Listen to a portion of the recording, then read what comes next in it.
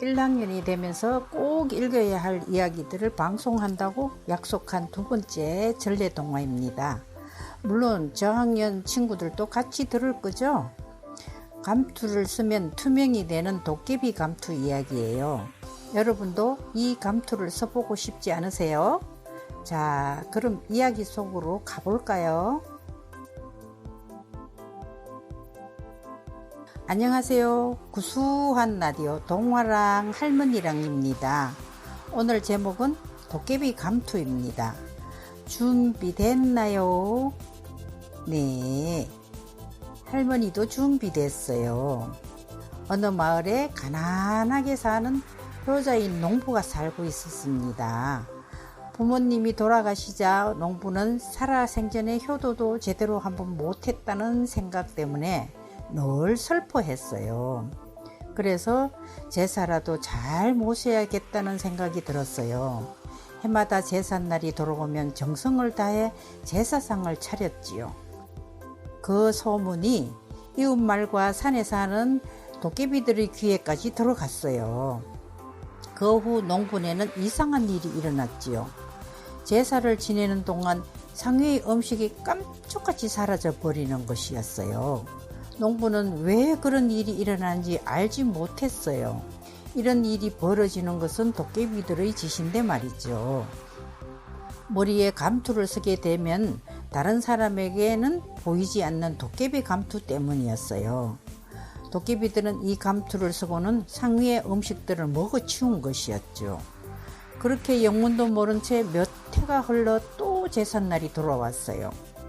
농부는 이번 제사 때에는 꼭 누구의 짓인지 알아내고야 말겠다는 다짐을 하며 제사 음식을 잔뜩 차려놓고는 병풍 뒤에 몽둥이를 들고 가만히 숨어 있었어요.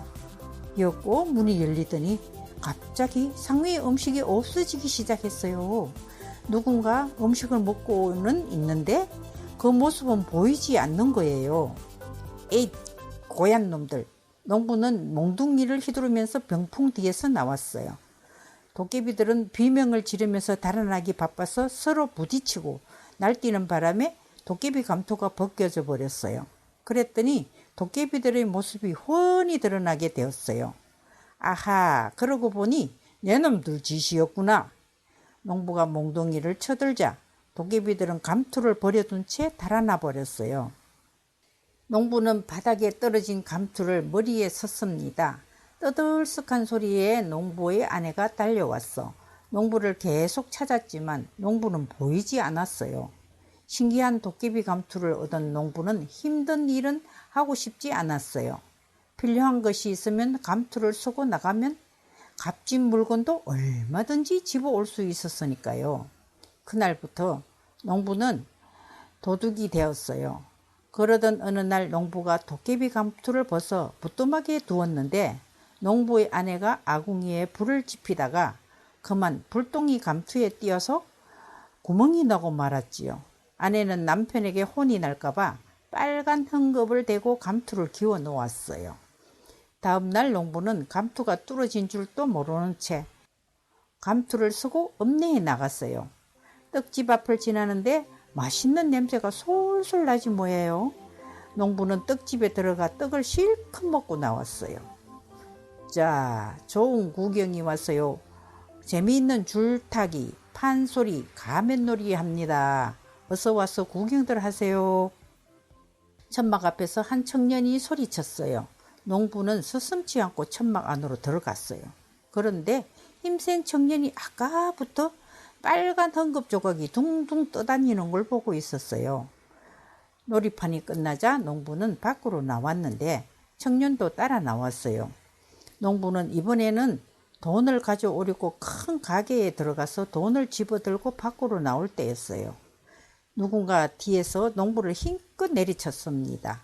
바로 힘센 청년이었죠.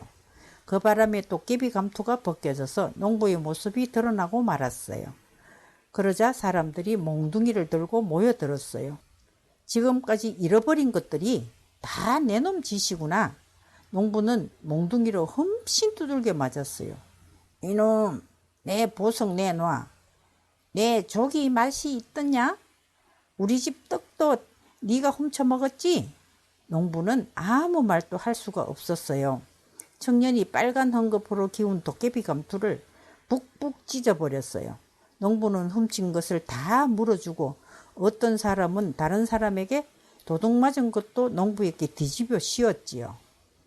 그래도 농부는 아무 말도 못한 채 모두 물어줄 수밖에 없었어요.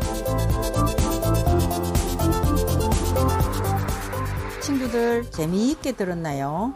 다른 사람의 눈에는 보이지 않는 감투, 여러분도 갖고 싶지 않나요? 설마 피자 가게에 가서 주인 몰래 피자를 실컷 먹어야겠다는 생각을 하는 건 아니겠죠? 사람은 언제나 정직하고 누가 보든 안 보든 양심에 끓이기는 일을 해서는 안 되겠다는 생각을 해보아요. 여러분은 구수한 라디오 동화랑 할머니랑을 들으셨습니다. 감사드리고 다음 동화 때 또 만나요. 소담이었습니다.